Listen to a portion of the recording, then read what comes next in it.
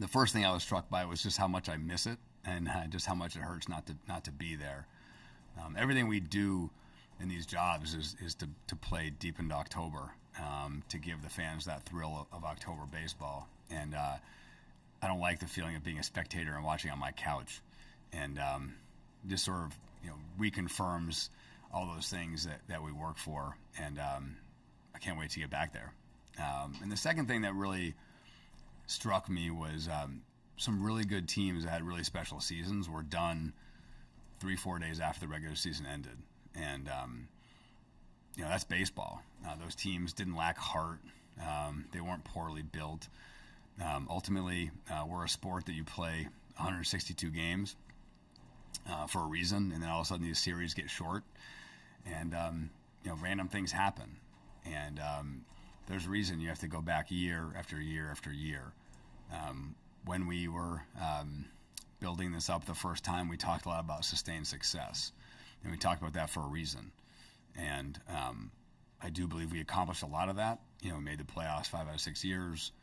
3 times we had those late October runs we're talking about. We won a World Series. I think we fell short at the end of that, though. We couldn't sustain it as long as we wanted to. And so as we think about the special culture and the special organization we're trying to build right now, it's like how do we take the lessons that we learned from what we did right the first time but extend it? How do we build something stable and lasting for the fans so that we are playing in October, and like I said, we're not watching on TV, because that's the goal. The first half of the season obviously was not up to our standards. We made a lot of trades in 2021. We had a lot of holes to fill. We were inexperienced. We lacked depth, and we played poorly. There's no way around that. It was frustrating for all of us. I was incredibly impressed, excited by the way we played in the second half. I thought we created some real momentum. Some of those inexperienced players started to gain experience. Some of the depth that we've been working to create for several years started to bear fruit. And there's a real sense of momentum in this building right now because of the way we played in the second half. We're 8 games over. We pitched exceptionally well, and I really give a lot of credit to the players. They never stop competing every day. Even those last 6 games against Cincinnati, every game in the clubhouse they were looking to prepare to win a game, to compete every night, and that's incredibly impressive. And I also give a ton of credit to the coaching staff, led by David Ross, preparing those guys every single day, continuing to focus on the right things, because I think what we saw at the end, that momentum, I think has a chance to really continue to lead into the off season and to create a lot of confidence in a very young group. So I couldn't be more excited about the way we finished. It's a far cry from the way we started. And ultimately, we have to build on that momentum. That's going to be the focus of this off season. We absolutely want to compete next year. We also want to build something really special for the fans. We want to build something stable, something lasting, and that's the lens that we're going to view our transactions this winter. We want to make sure that what we build creates what we talked about before, which is year after year after year being in the playoffs and giving these fans what they deserve, which is October baseball. So with that, I will let you guys ask any questions, but we're very excited about where we're going. We have some real momentum in this building, and we look forward to building something really special. So go ahead, Bruce. Jed, you having mentioned that some of these underdogs have taken over in the playoffs right away, does that change your thought process going forward as to that you can have a rebuild right now and still piece it together year by year to make the playoffs as you're building the organization to where you want it to go? Yeah. Well, I think the focus has to be on building a team that you feel like can play deep into October, that starting pitching, relief pitching, offense, defense is a complete team. And there are definitely some very complete teams in this postseason field, and there's probably some teams that have a few holes. Now, when the series gets shortened, certainly you don't have to have a perfect team to win in the postseason. I think we've seen that year after year, but our goal has to be higher. Our goal has to be to create one of those teams that you feel like has that the best chance in October. Now, what happens? I think I've been part of teams that got a couple good breaks in October and won some series that might have been underdogs, and I've also been part of some teams that were favorites going in that were gone really quickly, and that's the nature of it. But the goal has to be to create something really special that doesn't have those holes that can be exploited.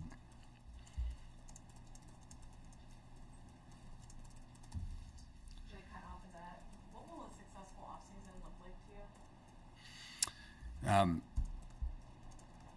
I think, as I mentioned, I think trying to make sure that we view our transactions through the right lens, right? I think last season we talked a lot about intelligent spending, and I think we'll certainly look to do that again. I want to build on the momentum that we created at the end of the year, but I know that we have some holes to fill, and we'll be aggressive to try to fill those holes in the best way possible. I think we can definitely compete next year, and we also want to create something lasting and special, and so we're always going to have to keep those two things in mind. But I do believe that a successful offseason does involve filling those holes that we know we saw. I thought the end of the season, our pitching, run prevention really stepped forward, and that was really gratifying to see. You never have enough. I think we've talked about it year after year. We never have enough offensively, despite the fact that we played really well. We also didn't score enough. We didn't, at times we were kind of banged up, but that exposed a lack of depth. So I think that's going to be a clear area of focus is, making sure that, our run scoring kind of takes a step forward, because this year towards the end, even as we were playing well, we were lagging behind a bit.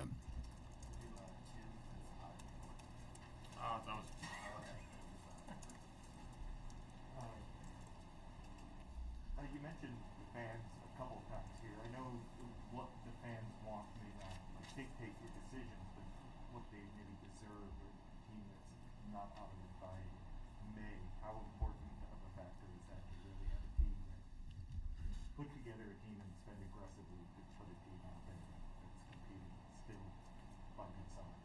Yeah. Well, I do think that sort of the journey is a big part of it. Building up a group of young players, bringing them along. You can't win in today's game without having that stable of young players. So it is a process for sure. And I think we've made real progress on that note. There's no question the first half of this year, we took hope off the table quickly with the way we played early on. We didn't fill some of those holes effectively, and that was a challenge. I think that's a fair thing to say. We want to make sure that we, play more like we played in the second half, in the first half of next season. We want to compete, but again, we also have an eye on building something special, on creating something lasting, and I think that ultimately is the biggest focus, because that stability is what brings you, playoff runs year after year after year, and so. We're not going to do anything that we feel like doesn't make sense for both the short term and the long term. But it sounds like this is in a lot of ways what you talked about, kind of when you took over, keeping one eye on the future, one eye on the present. But you talked a lot in your opening statement about the way the team played in the second half and all the feeling of optimism and momentum in the building and going forward, building on that. How big of an off-season is this to make sure you get it right, crossroads otherwise, in the larger picture of the process, given where you're at right now after that second half and what you want to build off of? And some kind of part of that would be, are you any closer to having a sense of a timeline of when you might have enough pieces together that you start thinking about that deep October run? Because I know you guys project markets years out. trying to unpack all of that. That was longer than my opening statement.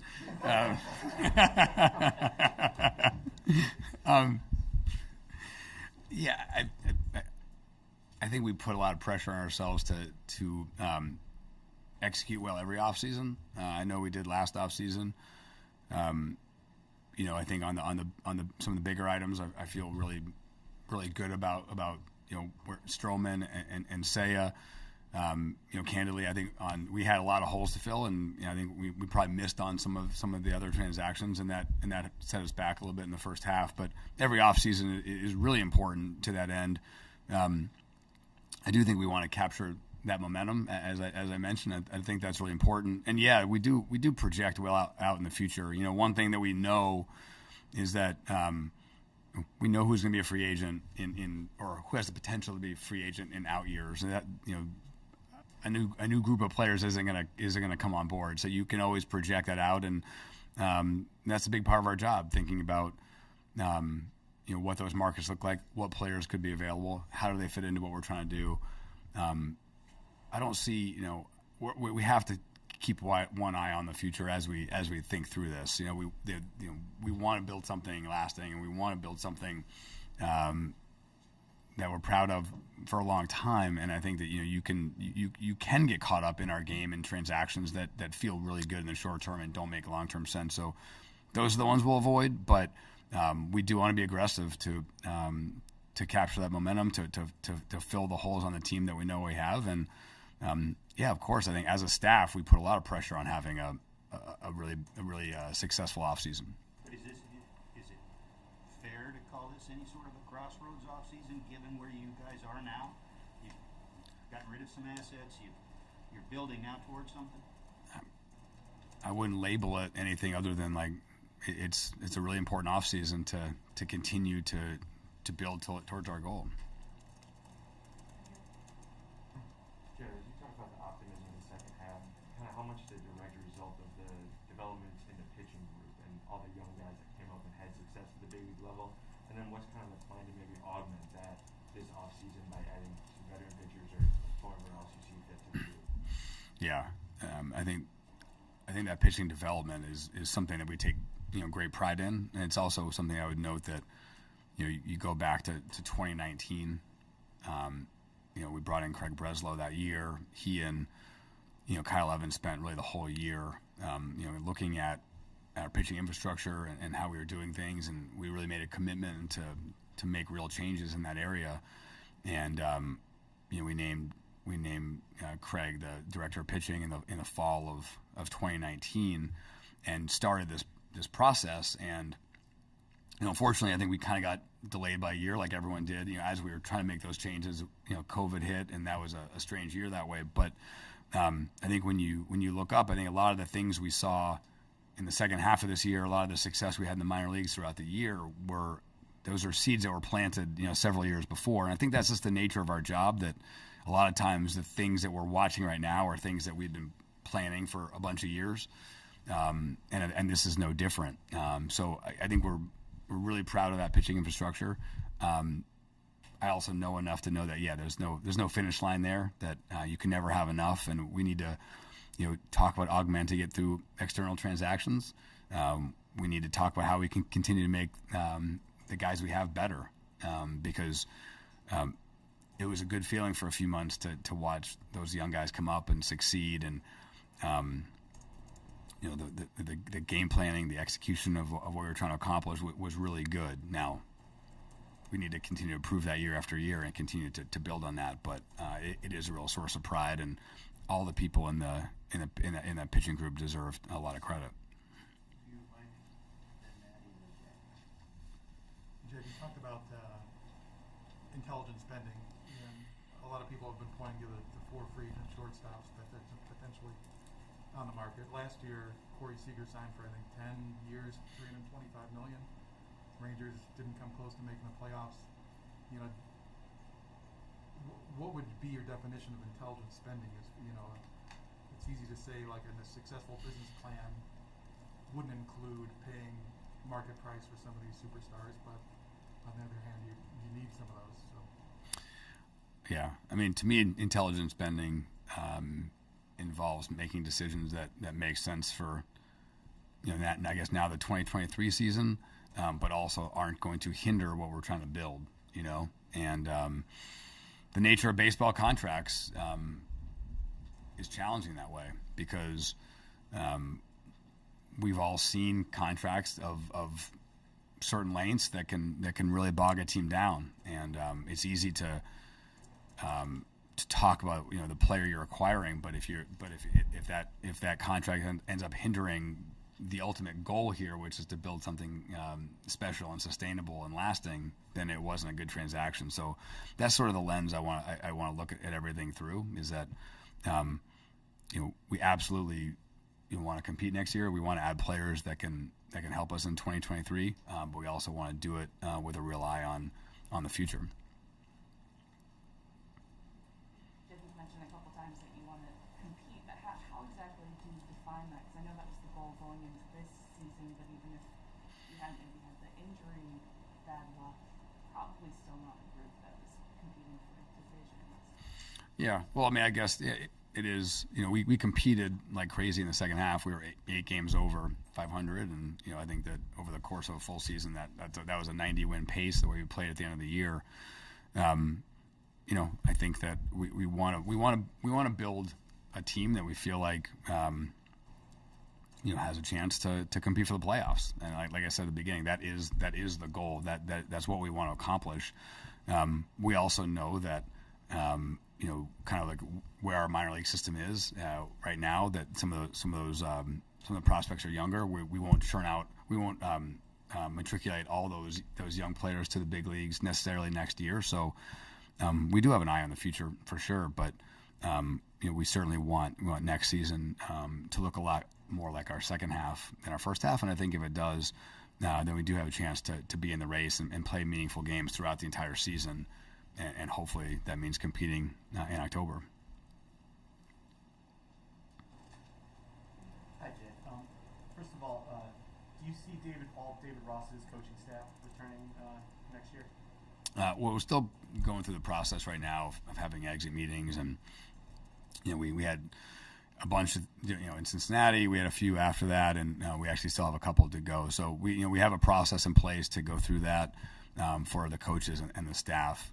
And so I'm not ready to announce that right now, but hopefully by the end of this week, we'll be able to make that kind of announcement. And then, certainly, you talked a lot about how well they played in the second half. Is there any danger in how you evaluate that as you look forward, given you guys are out of the standings, and given the Central has kind of some weak teams at the bottom? I mean, is there any danger in reading too much into that success at the end of the year?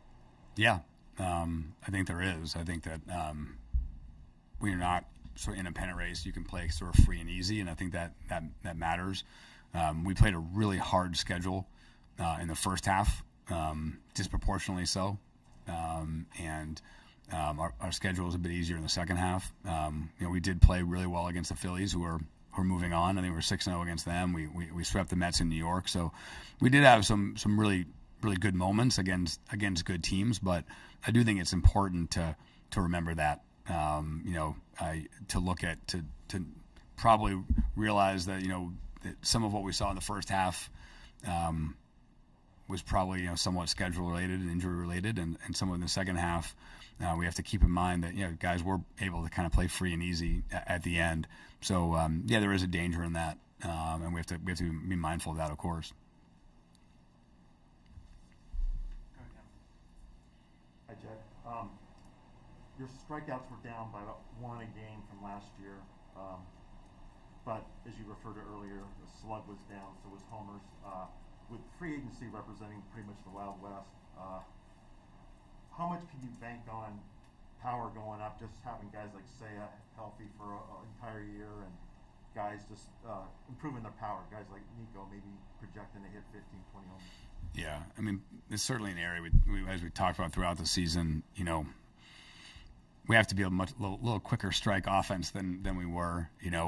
I like the fact that we're making more contact.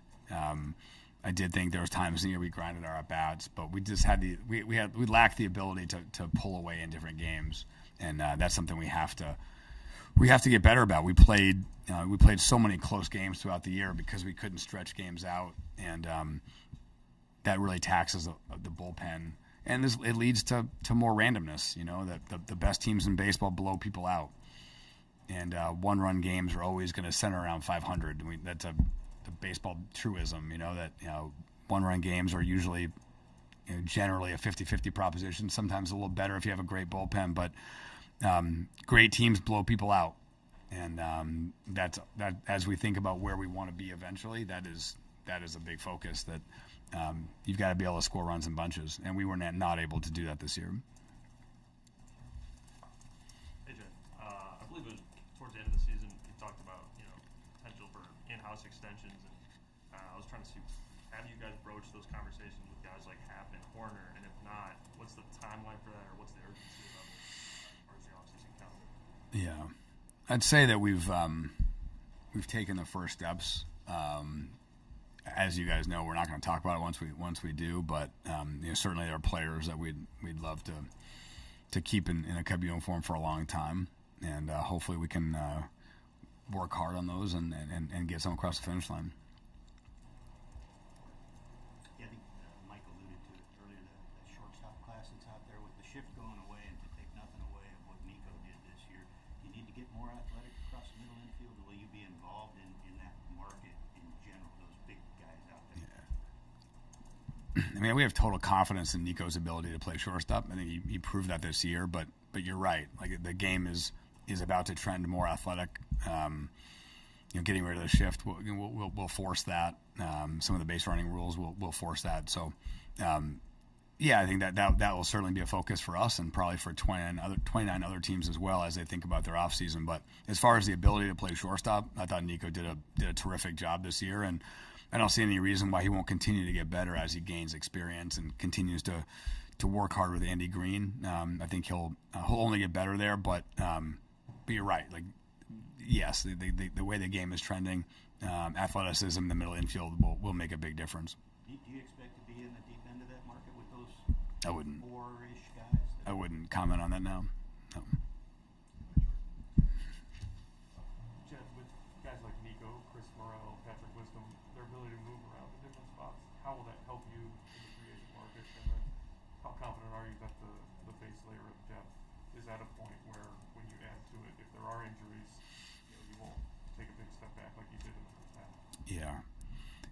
I look at our pitching staff in a similar way as well. I think we have a lot of guys that they can start, they can be multi-inning relievers. I think that versatility is really helpful in pitching, and I think we have that offensively as well. I mean, you alluded to it that, I think you so oftentimes, you focus in the off season on writing out your lineup card, and this is what we are, and this looks really good, and then you realize that takes effect like 5 games a year, and the rest of the time you've got injuries, or you've got different things happening where the entirety of your 40-man roster, the entirety of your organization is exceptionally important. And there were periods this year that we weren't prepared for that. We weren't ready for that. We had too many injuries. We didn't have the depth to handle it, and that is going to be a significant focus. I feel like as our minor league system turns out players, I think we are getting deeper. I think we saw that in the second half. So I think that we've made real progress in that regard. But I mean, depth has to be a constant focus. It's not something people talk about a lot in the winter. They focus on more high profile things, but oftentimes it's the deepest teams that don't go through those long ruts. And we've had a couple of those the last couple of years where we just couldn't get out of a long rut, and a big part of that was the lack of depth. So we have to focus on that a lot. Jed, there was a lot of conversation last year how money wasn't the issue for you guys because you had the money to spend, but be smart about how you spent your money and when you spent your money. So the questions we get a lot out there now is, how close are you to 2014 Chicago Cubs, and how important is it to identify not a great all-star shortstop or middle infielder, but the right one? Yeah. There was a lot of talk about that in the second half, like where is this compared to 2014? And I will I will say that I think it's hard to compare those two things because when you look back to where our best prospects were in 2014, a lot of those guys were in the major leagues at the end of that previous season, and then a lot of those guys had either dominated in Double A or already in Triple A. So I do feel like at that point we were further along in terms of when those hitters were gonna be in the big league. So I don't think it's entirely fair to compare this to that. That said, I think from a pitching standpoint, I think we are probably further along now than we were at that time. So I don't think it's fair to compare that. I will say that when we went out into the free agent market prior to 2015, it was really only for one significant player, which was John Lester, a guy that we knew. We knew his makeup. We knew the toughness and the competitiveness and the maturity that he would bring. Other than that, we made small trades, for Miguel Montero. We made a trade for Dex. Those were really the key transactions prior to 15. There was only Free agent catcher. When you signed. what's that? There was a free agent catcher. Oh, that was a package deal. Yeah. So, but yeah, no, I think our focus was, the Lester deal got headlines, and we did that in large part because we knew him so well. But I think that the Montero and the Fowler trades had a massive impact, and those were things that weren't really talked about much at the time. Jed, what was your message to Nico in exit meetings in terms of the possibility that there could be a new shortstop next year or different options you could be looking at? How did you communicate that? Yeah, I mean, we had a great conversation with Nico. Obviously, you guys know him really well. Hard to imagine a young player more focused on the team than Nico. He actually gets mad when you talk about him, which is pretty amazing. He wants to talk about the Cubs. He wants to talk about winning. He wants to talk about the culture. So it was pretty easy with him. As long as you're talking about winning and what can make us great, Nico's totally on board. So yeah, he's an incredible teammate, and I'm glad he's a Cub. When Tom says things like the ball's in Jed's court, if he sees the right player at the right time out there, I give him our full support from ownership. I guess how does that make you feel heading into this off season? Is that like more exciting possibility to make what you had to do since you Yeah. took over this job? I think it's a great feeling. I think that it's what someone in my position wants. That you want the autonomy to make what you feel are the right decisions, the best decisions. I mean, we work so hard to research and think about how players fit, and when we have a moment that we feel like this is the right fit at the right time, we're going to present a lot of documentation about why we think that's the case. We don't work we don't do many things off the cuff. We're going to be well researched, and we are going to think heavily about anything that we're going to do, especially given the size of the transactions I think you're alluding to. But I know that if I present Tom with a plan to do something like that, I know I have his support, and he's really, really good about pushing Carter and pushing me to for answers in terms of asking the right questions, making sure that we're thinking about things the right way. But I have total confidence that if we get to a place where we ask for a significant amount of money or to sign one player or several players, I have no doubt that we'll have his blessing, and I have no doubt the resources will be there.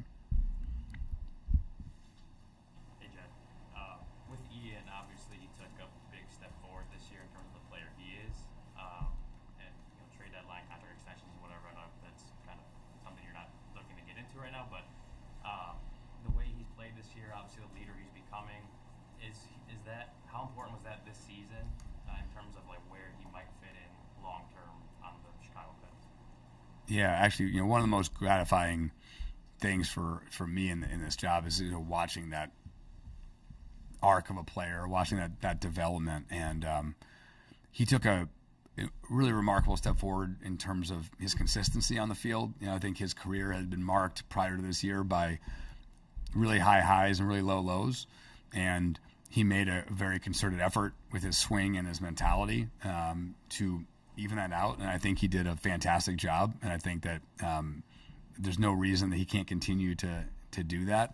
But then also off the field, I think part of it was the fact that we had the trades last year.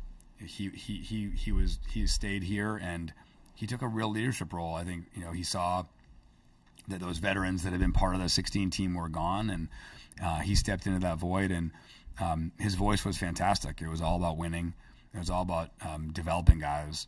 He and Nico have a really great relationship that way. Immediately he took Seiya sort of under his wing and tried to mentor him in the way the way baseball is played and the way things are done over here. So I thought he really found his voice from a leadership standpoint, and it was really, really gratifying to see that. So, like I said, I'm excited he's a Cub. Really, really good year. I thought he did a great job of finishing the race. And I thought, there was times in September when, Seiya was gone for a bit. Nico got hurt. Wilson was hurt. Madrigal was hurt.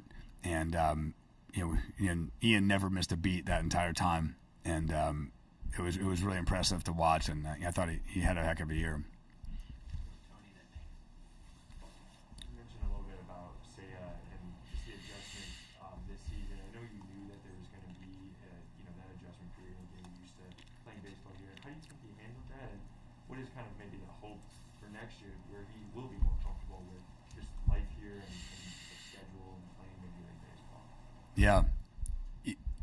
It's one of those things you talk a lot about the transition in the theoretical, and I've been a part of a handful of players coming over here, usually pitchers. That was the first time in my experience watching a guy go through it every day, and it's a real transition from the things you imagine, like facing major league pitching every day, to things like travel and time zones and not having every Monday off and things like that. I think that it was a real grind for him physically. I think he learned a lot about how to take care of his body over here and things he would change for next year. And we probably met with him for 45 minutes the other night about these topics. How do you prepare this off season for the grind that you're going to go through? How do you handle it differently during the season? There's just so many aspects of a player's life when he's used to playing in Japan and then coming over here. I mean, just some things as simple as speaking the language. So I thought he did a great job grinding through it. And unfortunately, he lost that chunk in the middle of the season with the finger injury. But I thought he did a really, really good job. I thought given the injury and the transition, I thought his numbers ended up in a solid place. And I think there's real room for growth going forward as he makes that transition, gets used to the pitching, and really is able to kind of change his habits and things to better fit our game versus the game in Japan. Two things real quick. Did anybody need any surgeries or procedures done after the season? No. And then, you touched a little bit on the starting pitching depth that emerged over the course of the season. With that in mind, how important do you think it is to add a top of the rotation starter? I think it's important that we continue to add quality innings. I guess I would say. I think putting the pressure on how we define top of the rotation. I think we're actively looking for quality innings, pitchers we feel like we can work with and potentially make better. So we're far from done when it comes to building the pitching staff, especially in the bullpen. We know we have holes to fill, but I feel good about the number of arms we have, and I think some of those guys will continue to take a step forward.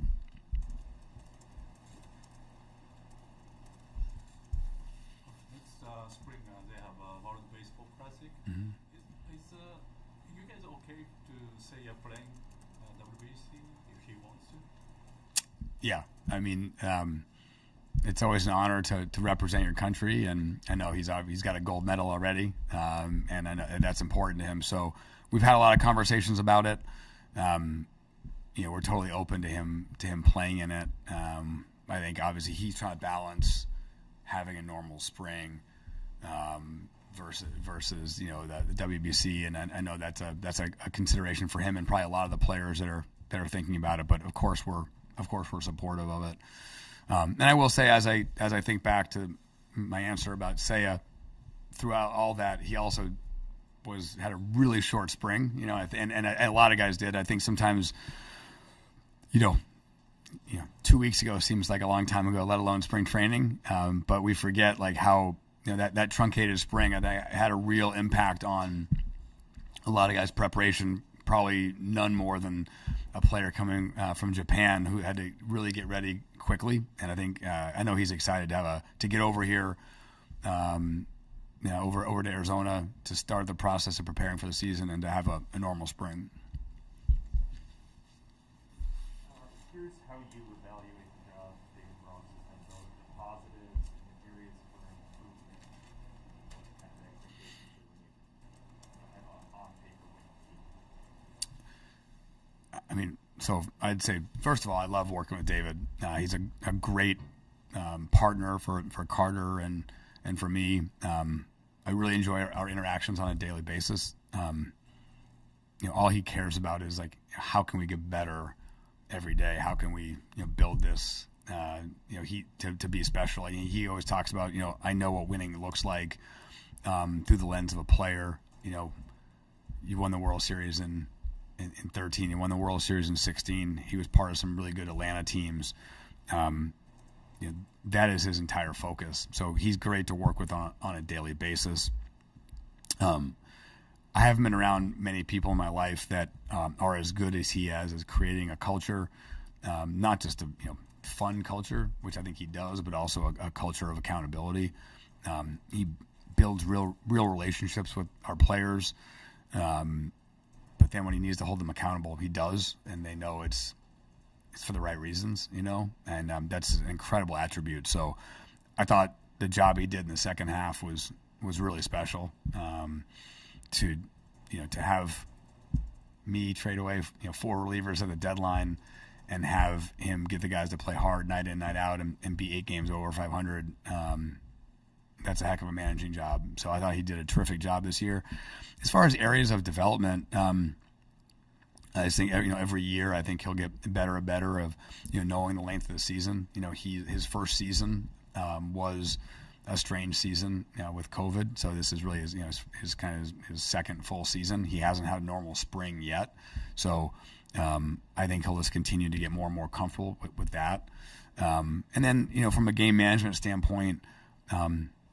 Like anything, you're just going to get better and better with the more reps you have. He's got an awesome partner in Andy Green. They have a great relationship. They're constantly talking about the best way to maximize our roster, and so I think that just takes years and years, and he'll continue to get better and better. But David, couldn't be happier to have David, and I enjoy our interactions every day, and I'm glad as our manager.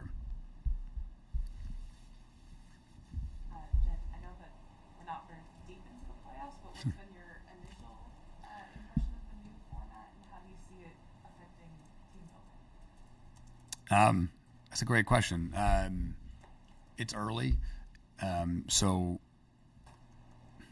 we'll see if my answer is right or not. But my first reaction when I saw the playoff format was I felt like the impact of a bye was going to be really extreme, and We'll find out now if that's the case, but I do think that fatigue is going to be a factor. Whether it's going to be in the next round or the round after that, if a team happens to advance. But in order to win those series, you've got to tax your bullpen, tax your starters.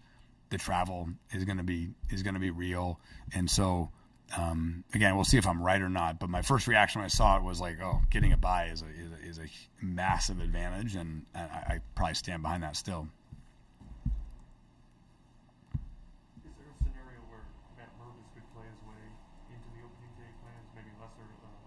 Davis, Canario, and then how do you just sort of balance close to make or ready guys versus attacking needs in the offseason? Yeah. Without answering your question directly, I thought Matt had one of the best minor league seasons I've been around. Certainly the best minor league season I've been around of someone that I would say went into the season, it was unexpected. For a guy that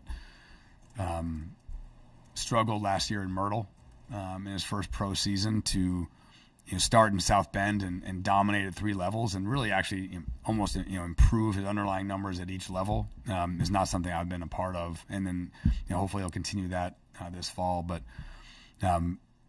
really, really special season. And I will give a lot of credit to our scouting department. That was quite a process. We had the day that you could sign the undrafted free agents in 2020. He was the number 1 guy on our list. He was the priority guy to sign, and we put a huge full court press on him. 4 seconds into the process, and we're able to land him, and I'm thrilled that we were. So, give him a ton of credit for bouncing back after a not a great 2021 season and having an awesome season and putting himself on the map and being asked about in question in forums like this. So really impressive. Brennan, excited he's playing. Started off well in the fall league. I know he's probably not as strong as he usually is because he wasn't able to fully get back to that after the back surgery. But I have no doubt he'll work hard in the fall league, and then hopefully once the fall league's over, he'll be able to get back to his normal strength and excited to have him this spring. But I think he's shown real resilience so far, and I have no doubt he'll get back to that this coming spring. But he did lose a fair amount of reps this year. Ted, a lot of your players talked about the David Robertsons and the Chris Martins coming in and bringing in a winning attitude and also a counting effect as far as day to day. How essential is that to continue that process and help your players build on that? Then I have a follow-up question on the catching. Yeah, I think you always want to have some stabilizers in the bullpen for sure. I'd love to think that we can get to a point as an organization where we can almost entirely build our bullpen internally. We're not there yet, and we're not going to be there next year, so that will be a focus.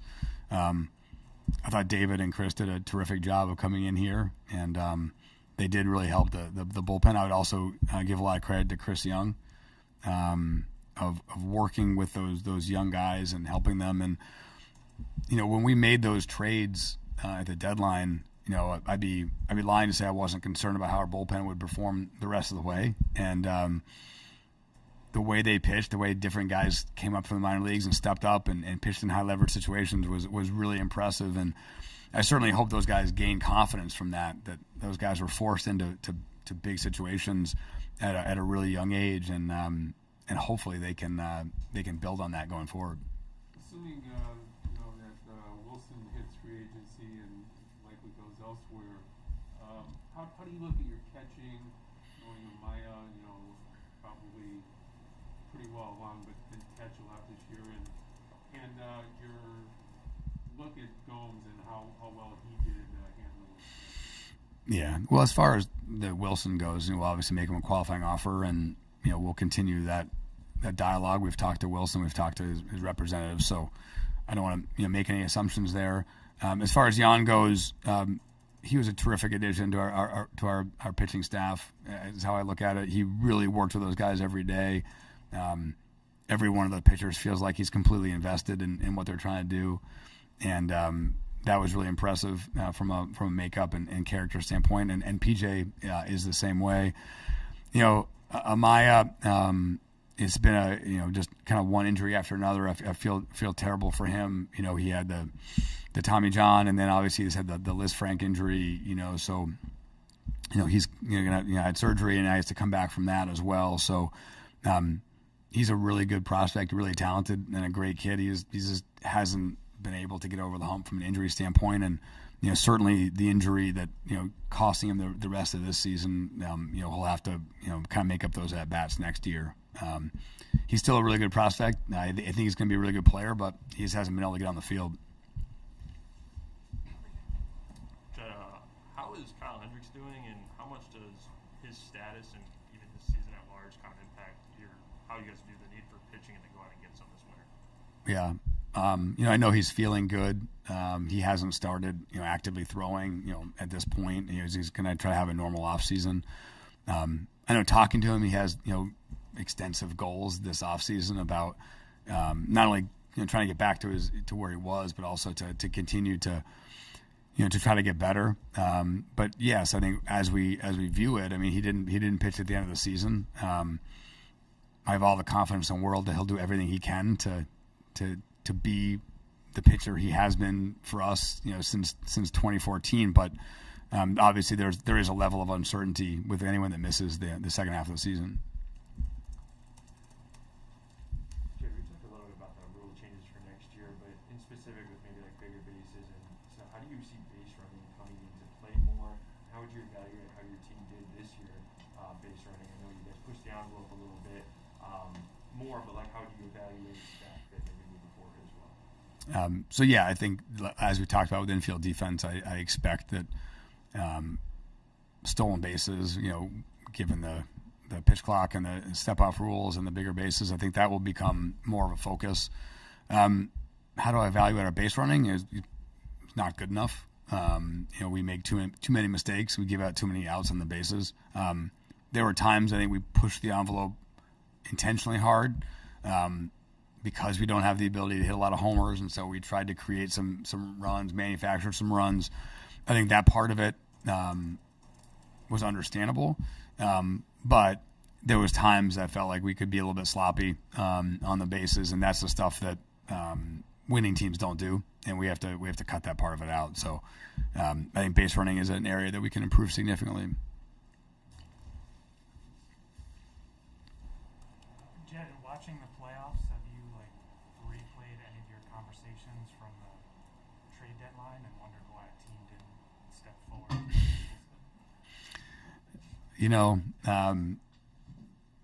I mean, everyone has to sort of run their own railroad. Everyone has to make their own decisions.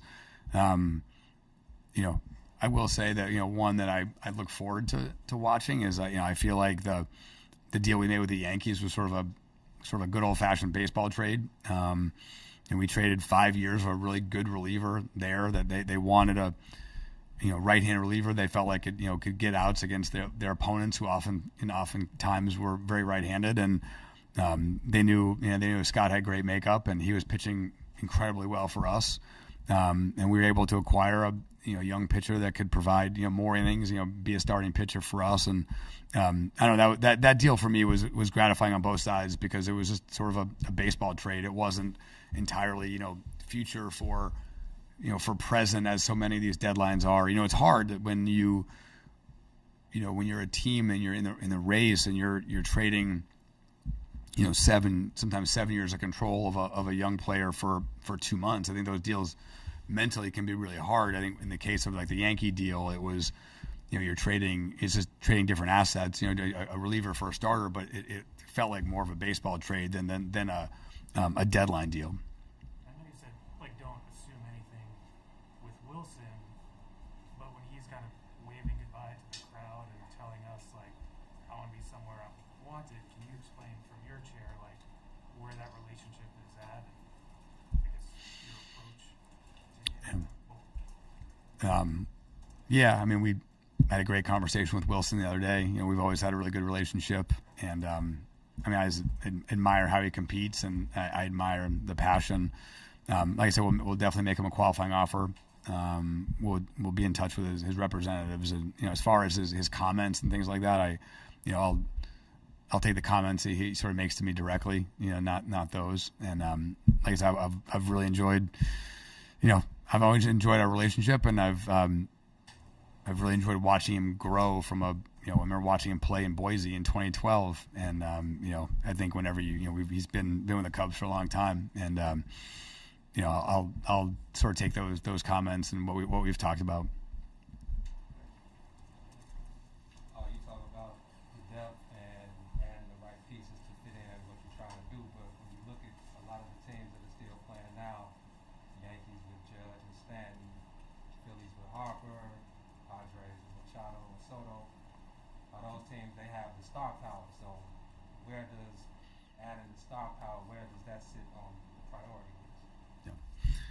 That's a great question, and I think it's a question that comes down to timing. You know, you want to make sure that you add those players at the right time for the organization, and that's something we have to make those decisions. But there's no question that you know, those caliber players, you know, can certainly swing a playoff series or you know, make the difference in a couple games to make the playoffs or not make the playoffs. But you have to make sure you sign those players at the right time. I just had a follow-up on the base running stuff. How much do you think, you know, sloppiness that you alluded to is inexperience of some guys and trying to make something happen versus coaching? Some of it. I mean, I think, yeah, I do think that when you struggle to score, sometimes you try to push the envelope. From a coaching staff standpoint, it's something we talked about a lot. You have to address those things with each player and talk through, like, you know, the times we made obvious mistakes. So I don't blame coaching, but it's certainly something that is going to be a real focus of our meetings this winter. And it's going to be a real focus of how we go about things in spring training. And it's going to be a real focus next year that, you know, there's a difference between being aggressive and giving up outs. And sometimes we gave up outs. And then now that you've had a season sample size with PitchCom, just what's been your impression of it, and is there any adjustments to it going forward you'd like to see? Well, I've noticed in the playoffs at times it's probably not loud enough, and I look forward to having that problem, you know, when we're in the playoffs here. But yeah, I think it's a great advancement. The more we can get away from these games just getting stalled out by the constant paranoia of sign stealing, I think that's a lot of it. You know, there's the sign stealing, and then there's the paranoia and the attempt to disguise it, and that can really slow the game down. So I think a combination of the pitch clock and PitchCom will be terrific. I mean, I went to a fair number of minor league games this year, and it's really enjoyable. Just the pace. There's a constant pace to the game. PitchCom is part of that, and I think the pitch clock will be part of that as well. So I'm really looking forward to that. I'm sure you guys are too. Fast pace, Wade Miley, you know, he didn't pitch much this year, but we saw the impact he made behind the scenes. Smiley, when he was on the mound, was effective. Both guys have expressed an interest in returning, you know, Smiley as the option. How did you view both of those guys, and what was your message to them in terms of potential for next year? I think taking them in order, first of all, you know, every day Wade Miley pitches is a great day for all of us, you know. It was unfortunate for him. You know, when he did pitch, he pitched pretty well, but he obviously didn't pitch often enough. And so many guys, especially guys new to a team, would have just, you know, probably left. You know, they probably would have found themselves home or in Arizona, rehabbing elsewhere, having no impact on the team. And just the way he is as a person, I think he felt like I have to try to earn my money somehow. And the impact he had on our young guys and our culture was awesome.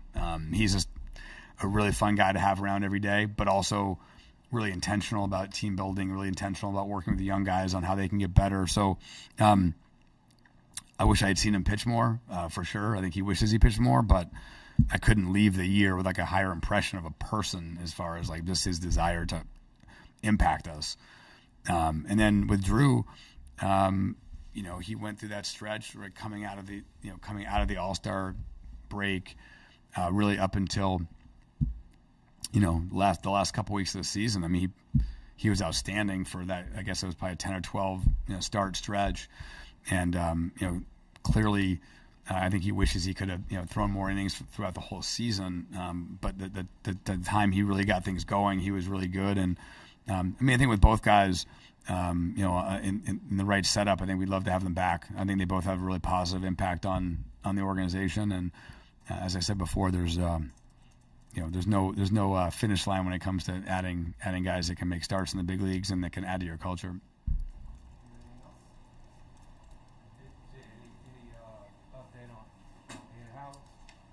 Yeah, I got some video of him the other day. He's starting to move around well. He looks good. Actually, Carter and I were just talking today. Now that things are over and slowed down, trying to go visit him, and you know, he obviously we knew when he had the injury, it was a long road, but he's worked like crazy to come back, and you know, we're excited to you know, see him on the field soon, and hope, you know, see him in spring training. But sounds like he's doing well. Do you think is adding a closer on your wish list, or is do you feel like there's somebody in house that can handle that? You know, kind of going back to Bruce's question earlier, you know, with the way our bullpen is set up, obviously there's a long-term goal of getting to a place where we're just able to build the bullpens internally. We're not there yet. So yeah, I think there will certainly be a focus on bringing in a veteran presence, you know, whether that's closing or not. It is important it will be important to us to bring in some external options from the bullpen standpoint, and that's something we've had some success doing, and we'll work hard to replicate that. I'll say thank you guys for everything. Appreciate it. All right, see you.